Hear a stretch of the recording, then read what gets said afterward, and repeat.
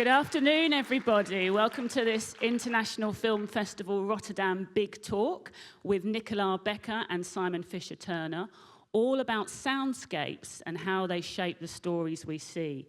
My name is Eleni Jones. I'm a film and television journalist, writing mostly for The Guardian and The Nerve in the UK.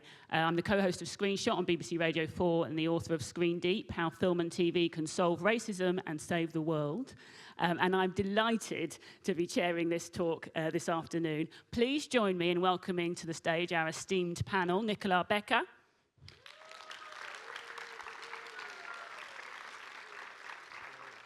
And Simon Fisher-Turner.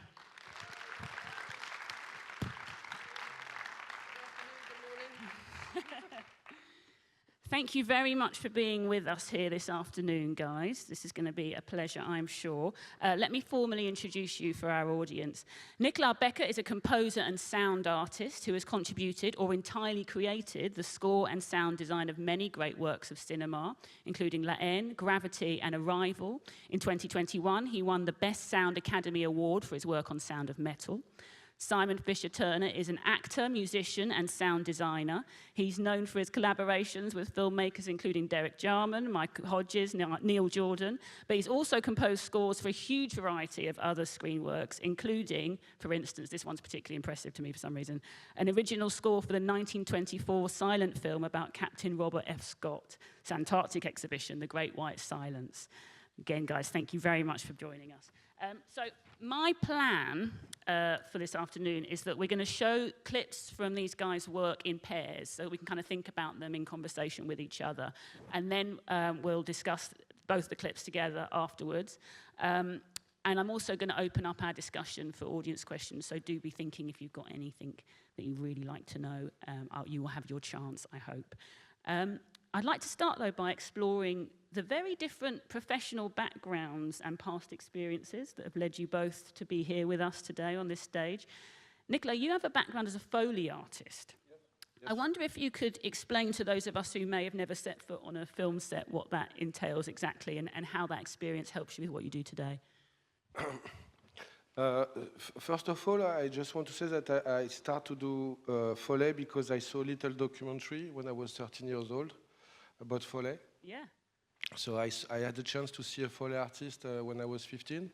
And so for me, it was really like a dream, you know, to become a Foley artist. So I started very early. I was 18, you know, as a runner in the studio. Oh, wow. And so I've done, I mean, for me, it was amazing because there is also the performative aspect. Later, I will understand that it was super important for me to create like this kind of idea of sound experience because as a Foley artist, I was always in contact with sound and microphone and material, sound material. So the classic thing I think of when I think of a Foley artist is the sort of making the clip-clop sounds with coconuts, yes, like in the Monty Python show. Is that accurate? Yeah. But yeah, that's something like that. But there is something very naive and very, I don't know. And I like also the idea that it was like in a dark room, you know, like no secret. You were secretly doing a bit like a sound magician, you know. So I really like this aspect. So for me it was fantastic because I was doing maybe 20 films a year as a Foley artist. So I had an experience to work with so many different directors. I was moving, one week I was doing period films, the next week it was a comedy, the next week it was, you know, like a genre, you know, I don't know, an action film.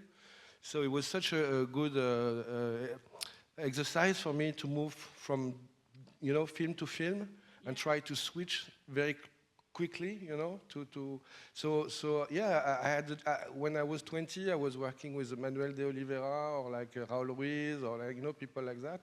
So I was really like a kid and I had so much, it was so, I mean, yeah, I was so lucky to be able to work with this kind of people. And then after 20 years, slowly,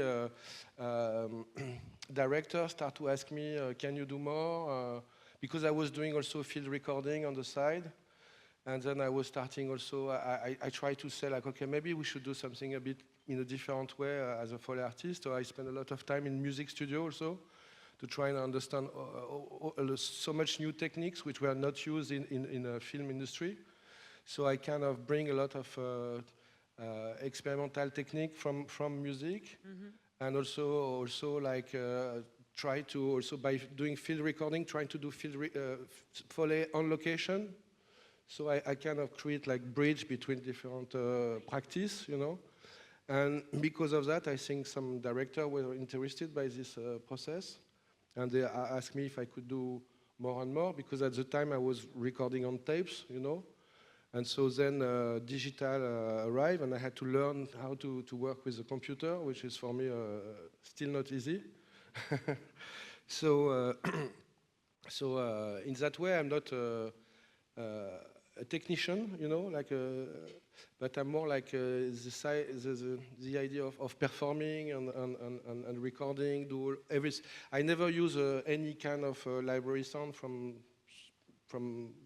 you know, commercial library. Yes. So I really like try to do everything from scratch, you know, if I can, you know, each time. So really like to it's important for me, and also because I think there's something I really feel about your work also, like all these little documents and little souvenir, or like you know, I think it's also for me. It's I spend so much time to record outside on field recordings that when I work on a film, I kind of memorize all these moments, and for me, I always feel like if it's right, you know, people, it will connect with the memory of the audience also, you know. So it's an idea about giving a lot of room for the audience also to kind of resonate with all these sounds and all this, also the document aspect of sound, you know, like try to recreate, for example, the mood of a forest at 4 a.m. And if you write, you know, if you do it right, I think the audience, you know, also brings their own memory and their own souvenir to the film. And I like this idea. It's more like a cage idea, but like really like a kind of, that's important, very important for me. Let me bring Simon into the conversation here now, because I think we're going to be finding lots of connections. You're already here, aren't you? But like Nicolas, you started very young, Simon. You were a child actor, a teen pop idol. I've seen you described as, and a musician. In many ways, you still are all these things, I'm sure. And I wondered, what do you consider to be like, was there a turning point in your life that brought you here on the stage with Nicolas and made you a sound designer and for film? Derek Jarman would be the turning point. Yes, say more. That's obvious, I think. The full sentence. Because I was kind of bad at everything. I was, as you say, I worked a lot as a between 14 and 24 years old, just doing television and radio. I loved doing the radio, by the way. I adored doing the radio, because then, you know, you could be a child, or you could be a dog, and, you know, and everything. And so that was fun. TV, I got more and more. Less and less satisfied with, because if somebody says to you, as an actor, if somebody says, hey, do you want to play a prince? Or you go, yeah, sure, that's great. Or do you want to be in a Second World War drama playing a Polish boy going across, you know, Germany? Yeah, that would be great. But then I just realized I hated it, and I didn't like, I wasn't getting anything out of it at all. And I actually had a musical background. I went to a boarding school when I was 7, where we had to learn the piano and learn the violin and clarinet, and so I had music deep inside me, and that's really what I wanted to do. And so I fought and fought and fought. I gave up acting. I stopped, and I worked for Sainsbury's. I worked for a supermarket. I worked for a gardening company. I did also. I just was a normal person, which was really. You have lived a life, yeah. Well, I have lived a life. I don't know, but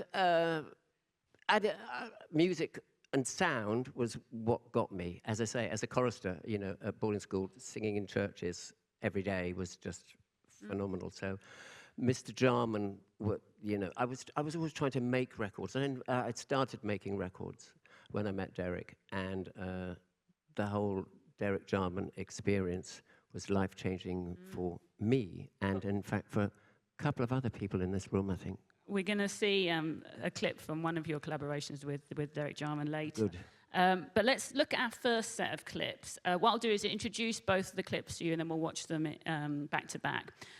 First up, you're going to see a clip from Carlos Casa's new film, Krakatoa. These are, by the way, both the films that are in the festival. It's said that when Krakatoa erupted in 1883, the sound it produced was the loudest ever heard. This film imagines that moment and its aftermath from the point of view of a Javanese fisherman. Nicola, let's start with Krakatoa. Tell us about that project and what the experience was like for you. First of all, I just want to say what I said to Simon first, that I was a huge fan of, I mean, a lot of his work, but especially Duffy, which is for me such a, I mean, amazing project. So that's it. That's said. That have been said. Do you know about Duffy? You hearing about it right, from yeah, Nicola, Duffy, yeah. It's very strange because when we met, we recognized each other immediately, and almost the first thing he said, I really like Duffy. And this is, of course, when I dressed up as a French girl with my friend Colin, and the record company didn't know about it for years and years, and we got away with it. It's very sweet. It's extraordinary. I think with Carlos, I mean, okay, so also what is important that I think like 15 years ago, I met Philippe Parreno, which is like an important visual artist, and then Pierre Huyghe and other artists, and I start to really work a lot on artist films, then also on exhibition. And I think also what is very interesting when you work with film, like exhibition, it's another relation to space and time, because like the people can arrive at any moment, they can move, they can choose their trajectory in the space and leave at any moment. So it becomes like extremely interesting for me to understand how you can tell a story, you know, in that kind of situation. And so it was an extremely interesting process to work with this both artist, and then, you know, so I kind of enter in this kind of art world, and later on I met Carlos, which is here, and we did the first project in Shanghai, but it was during the COVID, so we couldn't go actually, so it was like very weird to make an installation in the huge chimney of the Art Museum without to be there. And then, so it was already on the Krakatoa, and then finally he said like, okay, now the film is finished, we should work together, and it was like a beautiful experience because we actually just spent 3 weeks together in a studio, and we have done the whole film in 3 weeks, which is normally you don't do that. You should have like maybe 2 months or something like that. And it was I think we're working well together. It's very nice to work with Carlos. He's also, he pushed me a lot because I think he also is coming, what I said yesterday, from a generation of people who really like loud music and a physical experience through music. So for me, it was also very interesting to work on this project, you know, because it's also I went quite far in that kind of idea of creating a physical experience and then also at the end he didn't know, but he was like, oh, we should do maybe this, and I start to bring a lot of instruments, and I start to perform on the picture, like improvising on the picture, and so it became like really more and more joyful during the process, you know. The start was a bit normal, and then at the end it was a bit like a kind of crazy studio kind of séance, you know, and I really enjoyed it. So, and I think what is super important for me, it's really to follow as quick as possible all the intuition, you know, of a director, that when I start working with a director or an artist or musician, or I really try to understand how he perceives the world, you know. Obviously, the way he thinks, it's more obvious, you know. Language is it's quite easy. I mean, but like the world of sound and how you perceive different colors, how you perceive different sounds, all this kind of multimodal approach of a film, you know, like where you have like so much layers and how you react to this layer. So really my first work is try to understand how the person I work with perceive, you know. And then I think from that it's a bit like Wittgenstein, you know, like if you accept that this ends, then we can work together, you know.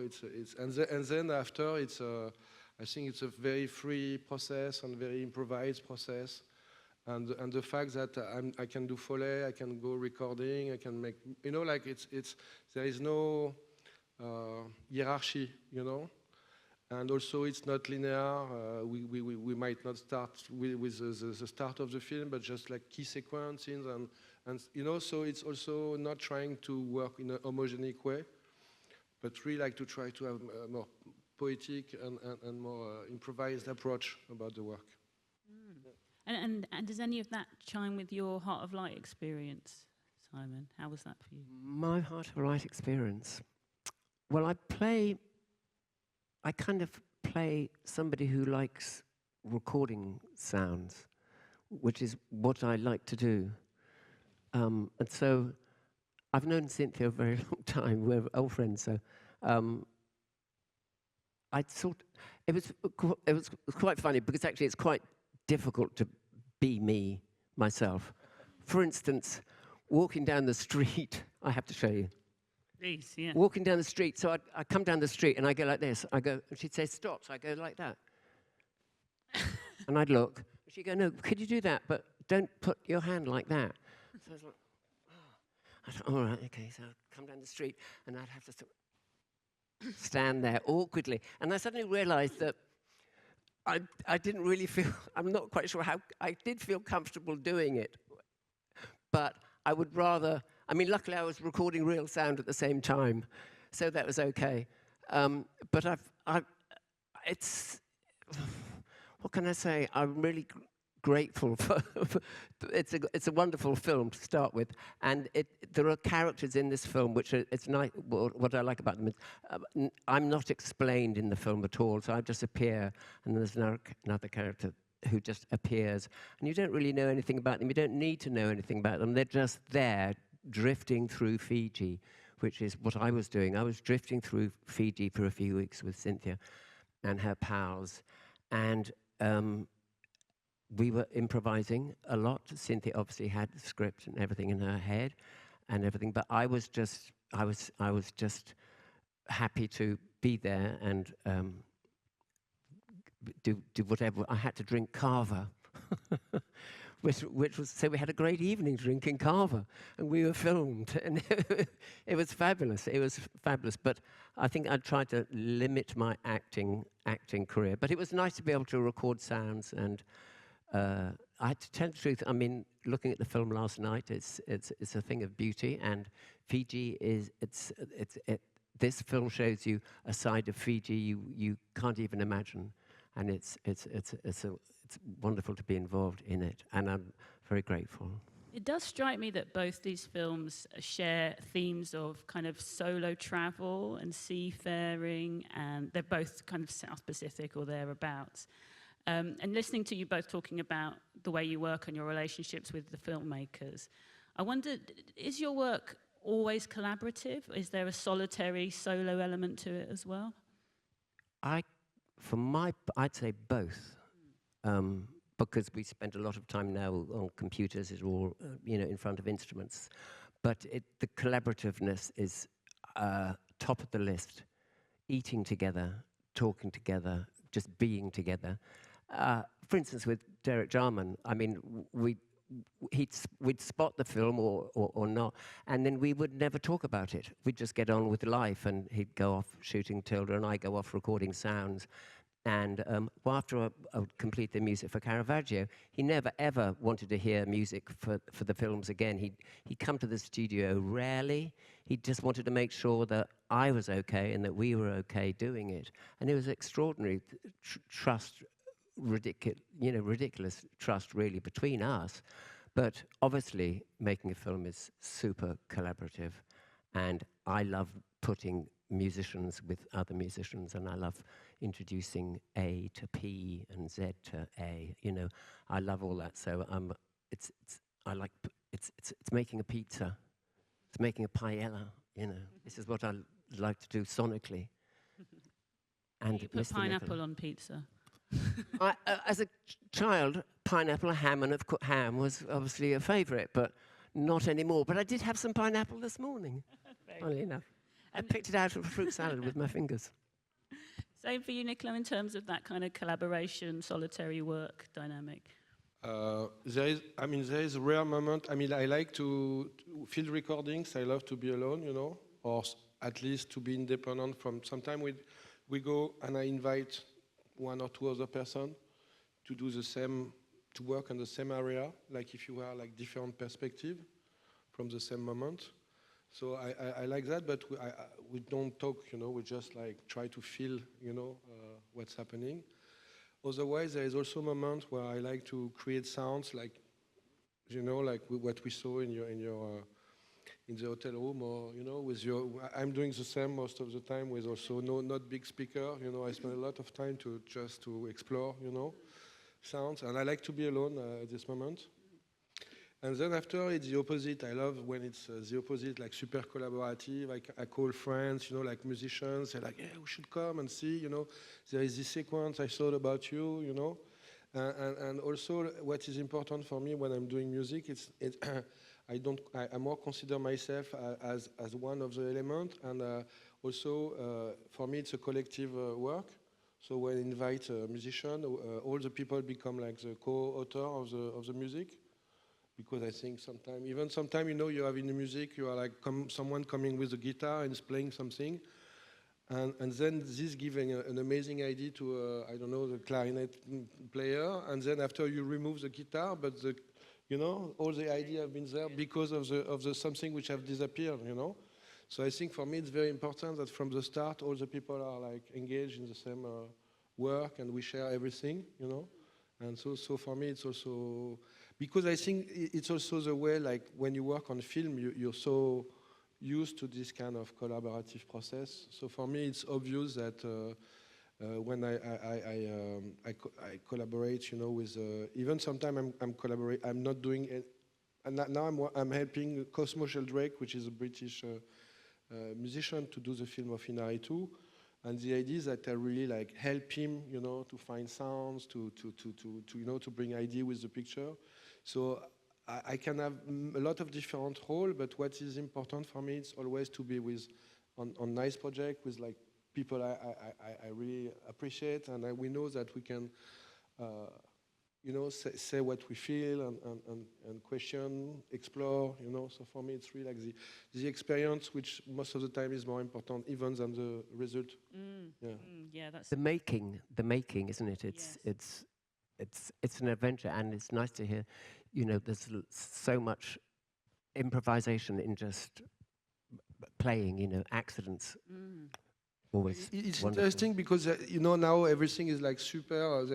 The computer and the digital aspect is very big, but to feel that you start as an actor and I start as a Foley artist, also we start by performance. Yeah. You know, and also that was also for me. I don't feel really good when I'm doing a concert. It's not my favorite things, but I think I want to do it and. Like maybe quite often, because I think it's a good way to avoid to become too technical and too virtuosis. Yeah, you don't have to be technical to work in doing music or sound, or probably in anything in the film business. I mean, I'm the least technical person. You know, I'm terrible technically at all. But we should form a group, obviously. We're going to collaborate. We just have to think of a name, and then we'll be the group, sure. you know. That is the whole intention behind this whole event. So next set of clips I wanted to look at, I've put together not only because they represent some of your most famous and celebrated work as sound designers and composers, but because they both concern the subject of sensory loss. I was a bit naughty there because I didn't really introduce the concept of blue, and for anyone who'd never heard of it before, that will have been quite a shock to see that the screen is just blue. But Simon, blue is such an extraordinary film and a concept from concept to execution. Can you explain that concept to us and tell us how it came to you. How it came to me was Derek said to me in Edinburgh one rainy morning, walking down the hill at the Edinburgh Film Festival. He said, "I've thought of this incredible idea. It's a feature film. There's no picture, there's no script. It's all sound, it's all music, and it's all blue. And it's by Yves Klein, International Klein Blue." And I went, "Who's Yves Klein?" I hadn't a clue. But the idea of a feature film, just with a plain blue screen, was incredible. And so I said, I'm in immediately. I'm in. And it was a long process to make Blue. I mean, it took quite a long time.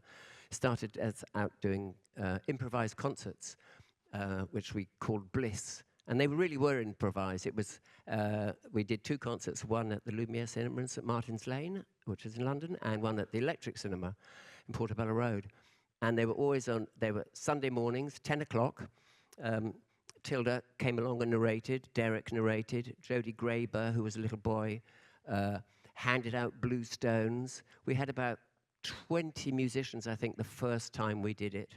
And then the second time we did it, we just finished Edward II. And so we had all the protest guys, all the boys from the Edward II film who'd been in the protest. They came along with whistles, and we had we made a mini riot, really. But it was all improvised. And so over the years, it went from bliss to bliss. And then I started doing Blue concerts before the film existed as well, just trying to kind of G up interest, really.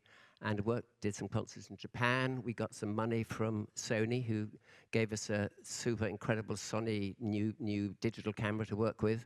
I came back from Japan. I went to Derek's, and I said, "We've got the money. It's brilliant with Takashi. We've got the money for this film.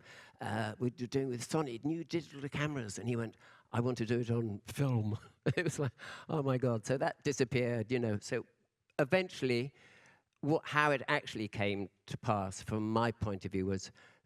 Brian Eno, musician, interesting person. He heard Derek talking on the radio about this project, which he couldn't get made because there was no script and no image. He said, "What can I do?" And Derek very kindly said, "I think the best thing you could do, if you could help, put Simon into the studio," which is ridiculous. And so he did. And so he introduced me to Marcus, his engineer. Marcus and I met up, and we got on like a house on fire. We went to see Derek, and we had a very short time to get it all together. Brian had some time in the beginning of the year in his studio in the country. It was his parents' house. We just moved into his parents' house for 5 weeks. Derek got the script together with Tilda and all the actors, and he knocked it into shape. By then, he wasn't so well, and the script turned out from it mutated over the years, you know, and it turned out to be this extraordinary story about life, love, death, himself. It was autobiographical. It was about AIDS. It was about a deeply, deeply personal film, but very broad. And once the dialogue was recorded, then we literally just went to the studio with the dialogue, which takes about 23 minutes to read, just from end to end. And we just started dropping it in. So it starts with the words blue. So we go, blue. Into the blue. And we just started placing the dialogue. And then, of course, we had to start doing the music, which was all made up as we went along, which is just the best way to do it. And we bounced off, as opposed to bouncing off an image. I'm really kind of, I bounce off images. I'm not really a story person. I'm an image person. That's what gives me my buzz, the image. And this blue image, this was different because I was bouncing off the dialogue. And so we were dialogue-driven as opposed to image-driven, which for me was, it was really, really interesting. And working with Marcus, we've just roared through the film. We started this because we started the music in the middle of the film, and went all the way around and then back once, and then we went around again, and then we pulled in soloists to come and play, and it was the most gorgeous experience just working with Marcus. And Derek would turn up sometimes, and we give him tea, cake, And he'd say, can we listen to it? And we go, no, the machine's broken. Whenever the director comes to the studio, it's always, I'm sorry, the machine. Oh no, it's broken again. God, I'll have to have a cup of tea instead. That was our trick. What bad luck, yeah. So it's a project which is super important now, even, you know. Yeah, thank you for sharing that. What an incredible working process, amazing. Nicolas, I'm imagining the director comes to you, says, I want to make a film about a musician who experiences hearing loss. Is that the most thrilling thing you've ever heard as a sound designer, or the most daunting? I think the story that because people in the US knew already that there is this project coming up about sound and hearing loss, and so I think Darius have been contacted already with a lot of sound designer, but he wanted to get something a bit different than what he could get in the US. He wanted to have this kind of, because he was also coming from documentary. So and also I have, you know, mainly in France, Belgium, we have a very strong culture of sound for documentary, very naturalistic. And so he wanted to have this dual aspect. And for me, it was a bit also like when I work on La Haine, you know, a long time ago, it was a bit like a bridge with an independent filmmaker from New York. Like a kind of, and I think Darius, he was a bit the opposite. He was more a bridge from New York to Europe. You know, I think mostly with kind of Dardenne brothers kind of work, you know. So I think he really also asked me to do this because I was also in between with my American experience, I would say. And also being from Europe and very attached to this culture of sound we have in France and Belgium. And so what was very interesting is that he called me 1 year before he started to shoot. And so we actually spent, I think, 1 or 2 weeks just to think about the project, you know, how we could work with it. So we really spent a lot of time to listen, to read books, articles, to exchange a lot of ideas. Then after we have done another work, which is when he chose the DP, you know, for the film. So it was really working with the DP to try to understand how we can create a common language about deafness, visual or sonic, you know. And then after we did the same, because I think it could have been very tiring, you know, to go in, to go out, to go in. So I think what was very important, it was like the balance between the subjective aspect of the picture from his point of view and the subjective aspect of the sound, and how to create an arc which will never be heavy. So I think it's not so much, I mean, the work is I think, interesting mostly because of that, not because of the technical aspect or the sonic aspect, but also how we really worked with the DP and later with the editor in really deep collaboration to try and find arc, you know? Yeah. And I think we even removed some sequences which were good in terms of dramaturgy, but it was not right in terms of perspective of the character, you know?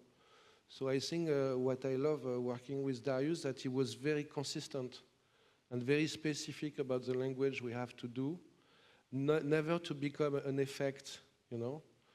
And so it was like, it was a great journey also, like to for example, we said, like I said before the shoot, I said, like, they have to learn how to play. Whatever actor you will choose, they have to know how to perform. I don't want to have a playback, you know. We have to create a kind of, the audience need to feel that it's performed in real, you know, like a kind of deal, you know, with the audience. So he really, like, Dries Amen trained for 6 months and what you hear in the film is him playing. Right, yeah. It's not another musician, you know. And her is the same, you know. So I think it was very, and we spent a lot of time with also to go an anechoic chamber, to record his body, internal body sounds, you know, to create like also like, so it's not effect, it's really like what, how the sounds from outside resonate in bone cavities. So it's not really an effect, it's more like just like a way to capture the sound from the flesh and the bones. That's an interesting distinction between what you're saying about effect and a sound as separate effect and something that's more kind of organic, yeah. Hi, thank you both for a lovely talk. I have a very long-winded intro for what I hope is quite a simple question. Especially in the first two clips, my personal impression of your working method is that you have a sort of playful blurring of diegetic versus non-diegetic sound, and maybe this distinction is a bit too theoretical or something that you don't actively think about, but there's this blending of the inside world of the characters, the outside world, your sort of process, and if I may, I even look at your practice, for example, Nicolas, as a Foley artist, bleeding into how you shape the sound of the characters and what they experience. And the same for Simon, for example, where he is soundtracking the scene live, which is more of a documentary approach of him making the sound, but it somehow becomes the soundtrack for the scene he is playing in. I'm curious, how do you see this distinction that used to be such an important separation in film, diegetic versus non-diegetic, soundtrack versus the sound of action, and how do you deal with it or go around it in your practice, because you seem to have a very playful way of weaving in and out of these two dimensions. I hope that makes sense as a question. So, sorry. Playfulness, weaving. You've got it. That's what it's all about. I answered my own question. Yes, no, you have actually. I'm not an expert in, as I said, technology, sound. I go with my gut feeling, and if it feels right to me, I hope it feels right to the person one's working with. I don't really think mathematically or academically. I think just it just kind of comes. I just have intuition and chance, and I want to go forward always. I want to explore. Yeah. So I like to hear things I've never heard before, and I love to try and make things out of things. It's very complicated. Your question seems so easy to answer, but in fact, it's becoming increasingly difficult for me to talk about it. Ramon, what can I say? It comes from within. I don't have an answer. I love sound. I love music. I have trouble with films where there's too much and it's banged on top of one another. I think we probably both believe in space and the use of silence. I don't necessarily mean in the deafness, but I mean in the use of space within silence. I try to do as little as possible in a way to try and fill that space. I can't understand film soundtracks or films which are just so dense these days. I like to strip things back. I think I used to be a big fan of 70 guitar overdubs and all the strings and everything I can muster and make a great big noise. And now I've gone the opposite way. I'm into minimalism and exploration. You know, we've got to. I have to explore. I don't know if that helps. Very much. Thank you. Thank you. I'm totally 100% agree with everything which have been said first, and I think for me it's not only diegetic, non-diegetic. You know, I think it's much more complex than that. You know, I think in a way that again I was speaking about the idea of multimodality. You know, I think it's also like, and also the dynamic of that through time. You know, so I think it's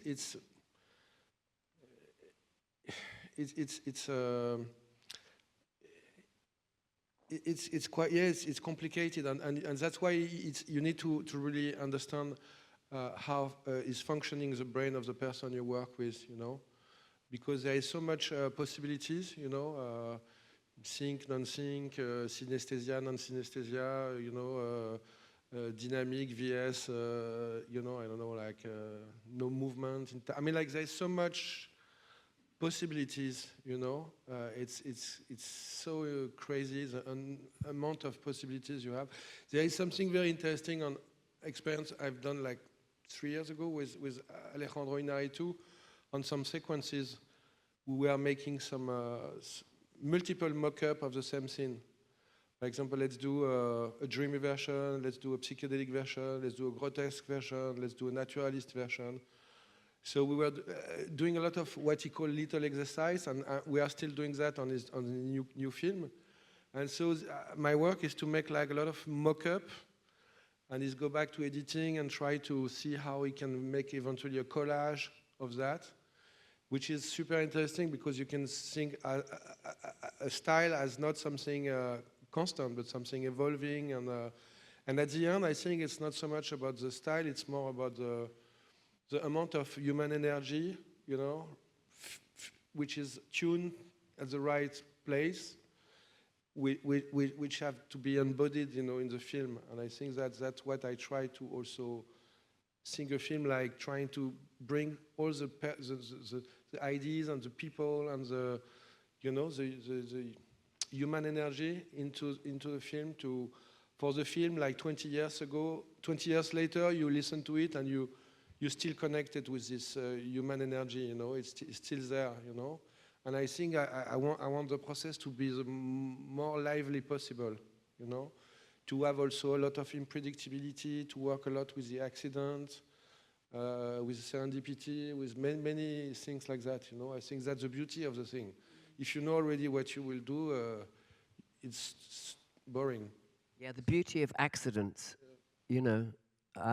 Again, Brian Eno said, if you make a mistake, just play it 3 times and it's not a mistake anymore, you know. It's like with John Cage. I mean, you know, John Cage, you know, I started reading his book about silence, which is an incredible book, but I got about halfway through the book and I had to stop reading it because otherwise I'd never do anything else in my life, you know, because he says it all.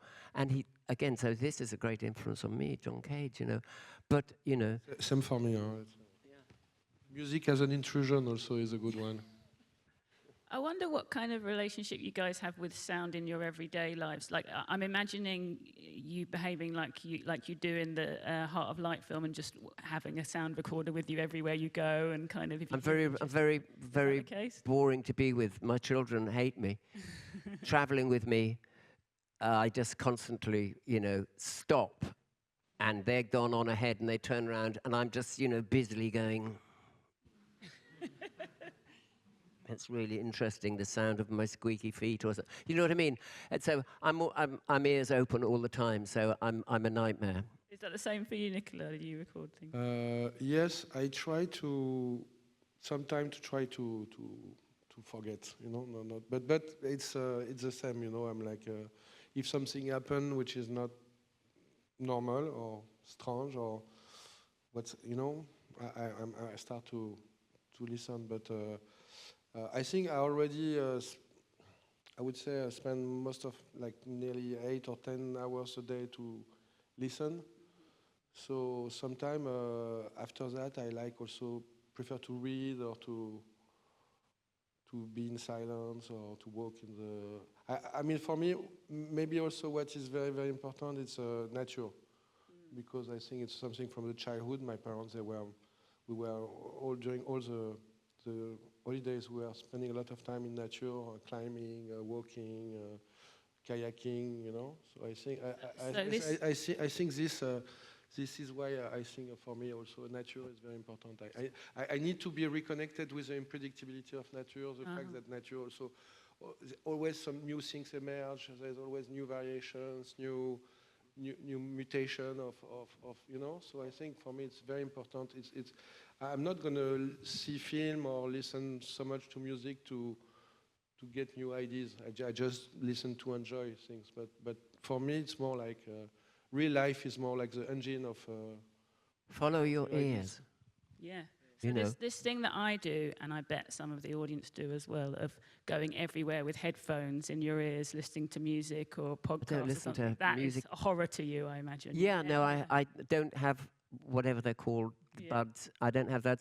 Obviously, when portable cassette recorders, we all went around with a Walkman, but then never. I don't do that at all. For me, it's super weird also, all the people, and sometimes when I go in the subway or somewhere, like everybody's cut from the reality, you know. I think it's, for me, it's a wow. I'm like, Yeah, I mean, my kids are going out of the door, putting in their buds before they're out of the door, and I go, goodbye, and they go, you go, wow, you're missing the world. Yeah, that if there's one thing we take away from this talk, maybe it would be that. There were more questions, I'm sure. Yeah, over here. Hi. I have a question for you, Nicola, on your work on Arrival. And I chose that specific one because the soundscape and the film score feel a bit like just one, and also because I'm a huge fan of Jóhann Jóhannsson. And my question is, you were talking about collaborations, both of you. When you're making the soundscape of the movie, did you work with Johan on that, developing that, or do you mainly coordinate through the director, or do you sometimes work with the film composer as well, like collaborate there? I mean, like, I was not working with Jóhann Jóhannsson directly, but like, Jóhann Jóhannsson had a very close collaborator, which is Rob Aikio-Brello, and I work a lot with Rob, you know, and I think he actually bring a lot of elements which are like so weird in the film, like voices, you know, like all these weird voices, these weird sounds, seems like from another world, and that's someone I've been working with since maybe 15 years now. So even if I was not working directly with Jóhann Jóhannsson, I think I was kind of, I really like to work with Rob for the same reason that Jóhann Jóhannsson was working with him.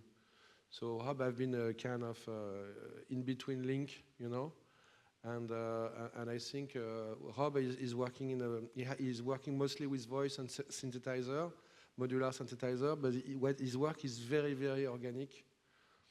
And I really like also all the organic form, you know, so I think, and also, I mean, like, when someone brings a film like that and you see the film, you're like, oh, wow. No, for me it was like, because obviously I'm born in the 1970s, and for me, like a film like 2001 or Blade Runner or things like that were like super important.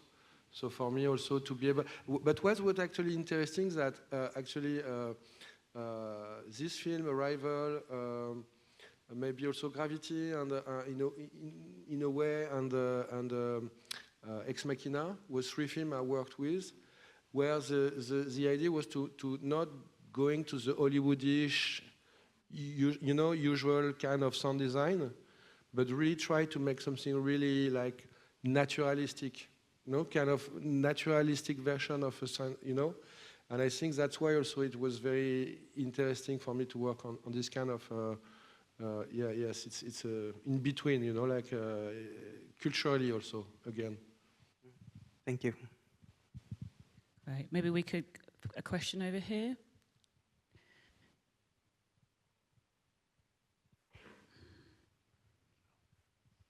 Yeah, Nicola, I was wondering, in the clip we just saw from The Sound of Metal, we see the protagonist heading outside after he played the drums, and we're outside and we hear like the objective perspective, the cinema perspective in sound. Then he walks through the fence and there's a small cut in the editing, like a small jump cut, and we go inside the muted into the protagonist perspective. And I was just wondering how this particular choice came to life, and how the collaboration between the sound department and the editorial department is. That's a very The problem, the major problem we have is sometimes it's an economy project, so how to be able to involve in a process like that, because most of the time there is only money to do the sound design, you know, at the end. Like, so you have like, for Sound of Metal, we did it like me and one assistant in 8 weeks. Everything, you know, like everything, like dialogues, sound design, music, you know. So it was really, really short. And I felt like, okay, the only way I can do it, it's like I'm going to create a tool for the editor to be autonomous. So I create a station for the assistant editor to be able to simulate each time the kind of inner aspect of the sound. And most of the time, that's what I'm doing on the film, independent film. I always try to create like, it can be on Max, it can be like some mix of plugin, it can be like, but like to create a special station where the picture department is totally autonomous to create, you know, the material, to really able to work on the structure, you know, because I think it's not so much about, it's really about the structure. So now, for example, I'm working on a film with Philippe Parreno, like a film of Philippe Parreno with like Charlotte Gainsbourg, Vicky Krieps, and Zoe Saldana. And during the film, the people, the different characters exchange their voice. So we have created, you know, like special tools for the editor to model all the voice. We did the model of the voice of the actress. And like that, the editor can manipulate and change the voice of the actress in the film. So it permits a lot of autonomy, you know. And so like that, it permits to rebuild the structure of the sound on the film without to be able to work full time on it, because the economy would never permit to do that. So it's always like trying to find the way to find solution to permit the, it's not, again, it's not technical, it's really about, you know, structure, it's about, you know, like also spending a lot of time to try different things, to experiment, you know. Okay, thank you. That was the word I meant to say, experiment. Yes. Yeah, it's just important. Experiment and explore, you know, to explore, to be always in this kind of something, to keep this curiosity, because I think for me the process of music and also like in art is an infinite process. And so it's to be always like open until the last minute. And even when I work with director, I say like if we are final mixing and you want to change something very important, great, you know? Super nice. And I also something weird, like there is sometime you work on, I see colleagues in some studios and they're like, oh, the director will come tomorrow, you know? And I'm like, wow, you know, like that's my first thing is like I want the director to be as much possible with me, you know, because I think we need to create like intimacy and understanding, you know, because also I think the vocabulary of sound is it's very hard to speak about sound. So I think the best is to spend time together, you know, in a room and listen things, and then you start to, you know, to understand each other, you know, through how you react to the process. But sometimes it's very hard to speak about sound, you know, like to describe sound or to describe, huh? Yeah. Yeah, I was thinking there's a lot of variety in both of your back catalogues and your work, and I was wondering what that thing is that gets you excited about a project, you know, what a director or a producer needs to say to you to get you on board. And I guess maybe what you said, Simon, that possibility of experimentation within the project is the key thing. Yeah, I mean, although I'm not a story, but it's the person, it's the actual the human being I'm excited by, and then the material they show you, that's exciting. But it's strange, it doesn't always happen immediately. I did a film years ago with Claire Dolan, made by an American film director called Lodge Kerrigan, and it was all shot in New York, and I just didn't get it. He sent me a tape of it, and I didn't get it. It was New York, it looked very pretty, everything was reflected in the buildings and the skyscrapers and everything like that, and all the windows, and I didn't get it at all. And so I had another look at it about a week later, and I immediately went, what on earth was I thinking? How could I have possibly not thought that this is a wonderful film? And then I had a great problem actually making it because I didn't know where to start, and of course I started with sounds. And in fact, the director, just as you said, Lodge, came over and nearly ruined my marriage because he stayed for 10 days and he was there every day at 9 o'clock until about 8 o'clock in the evening. He wanted feeding 3 times a day. He wanted breakfast, lunch, and we just made up sounds for 10 days. And by the end of it, Melanie, my wife, was just happy to see the back of him. And then we went to New York, and we put these sounds together in New York. We put them together, and then the producers turned up, and they went, "What the is happening here?" Because they didn't get it, because there was no music yet. It was just these slabs of sound. It was really exciting, and then we got in musicians, and they were a bit happier. But you know, I've forgotten the question, but it was all diversity of. It was more about the diversity. I think when you forget the question, that's perfect. Yeah, It means right. you want to I'm roll. sorry. That's I'm really good. I don't have a problem with that at all. We've got time for one more question, I think. Let's have a question from a woman, if possible. No? There's a nice. Here's a lady. No? Here. Oh. Here's the lady behind you, and then bang. There once was a lady. All right. You guys obviously have really attuned ears. I was wondering if you, in your process, ever think about like the end person listening to your movies and how like it's mediated. Is it the big screen they're watching? Is it their little computer, maybe through their earbuds? Like, does it enter your creative process? Yeah. Interesting question. So that was about, do you think, while you're creating, do you think about the way that your sound will be heard? It might be in earbuds, it might be on a little screen, it might be in a big surround sound system. Not sure I do, actually, to tell you the truth. I mean, everything's different, isn't it? I mean, if you know, my kids don't sit at home listening to records on a stereo. They don't do that. They listen in a completely different way. I was brought up with record players and transistor radios and speakers, and, you know, the most important thing for me to do was to put on a record and listen to it and look at the record cover, and so the whole experience has changed. And now when I'm working, I like to actually really work on the floor. It sounds ridiculous, but I like to work on the floor with the speakers left and right, and literally just lie on the floor and just have it. You know, I'm just facing it constantly, and I'm immersed. But I don't worry about how people are going to listen to the music. I don't think, but I could give me a few more minutes, and I'm bound to say the opposite. I think about the music content, I feel the same. I think because the music has such his own language and his own strengths, you know, not attached to, even without to be attached to a picture. So I think I work with the same way, but when it's about sound, I think it's really attached to the location, to the set, to also the depth of the picture, the scale of the picture.